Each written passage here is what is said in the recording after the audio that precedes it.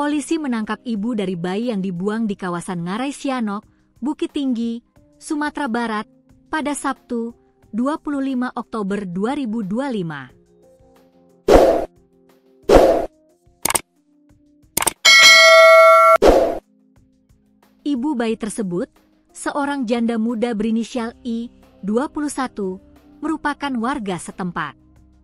Penangkapan I dilakukan berdasarkan petunjuk berupa daster yang digunakan untuk membungkus bayi. Dari keterangan I, diketahui bahwa bayi tersebut lahir pada Kamis, 23 Oktober 2025, di rumahnya di kawasan Ngarai Sianok.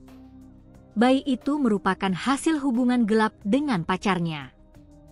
Karena tidak menginginkan kehadiran bayi tersebut, I mengaku telah membunuh bayi itu dengan cara menyiramnya dengan air. Setelah bayi tersebut meninggal, I kemudian membuangnya hingga akhirnya ditemukan oleh warga. I juga menyatakan, bayi itu dibuang dalam keadaan utuh, bukan dalam kondisi terpotong-potong. Pengakuannya dibuang dalam keadaan utuh bukan terpotong-potong, namun kita terus menggali keterangan dia lebih lanjut, tambah Ruli. Sebelumnya, jasad bayi perempuan yang terpotong menjadi 3 bagian ditemukan di Ngarai Sianok, Guguk Panjang, Kota Bukit Tinggi, pada Sabtu, 25 Oktober 2025. Penemuan jasad itu menggegerkan warga sekitar karena tubuh korban ditemukan terpotong-potong.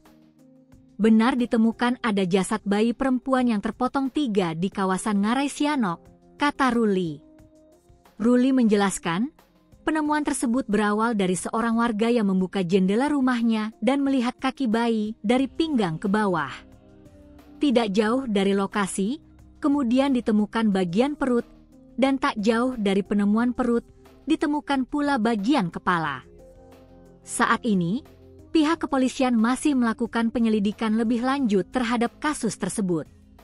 Mereka belum dapat memastikan apakah korban sengaja dimutilasi atau terpotong karena hewan. Saat ini jenazah telah dibawa ke rumah sakit untuk dilakukan visum dan otopsi, tutup Ruli.